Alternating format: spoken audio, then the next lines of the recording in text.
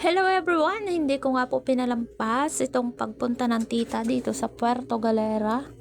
Ayan. At syempre bago ka makapasok sa kagandahan ng Puerto Galera, dadaan ka muna dito sa Tamaraw Falls na talaga naman pong napakaganda. Diretso po kami dito sa tinatawag na Ponderosa Restaurant. At dito po ay tanaw na tanaw mo ang windmill na talaga namang nakaka-amaze. Akala ko po ito ay 2 piraso, 3, yung pala po ay napakarami.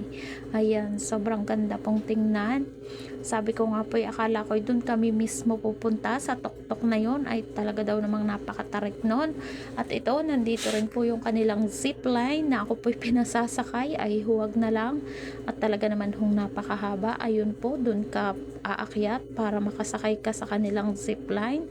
At ito nga pala po ang entrance ng Ponderosa Restaurant. At dito pa lang po tanaw na tanaw mo na yung windmill na ipinagmamalaki nila. At ayan po, doon po sa kalsadang yun, doon kami nang galing. Umakyat po kami doon sa napakataas na yun at talaga naman pong napakalamig at para kaming malilipad ng hangin.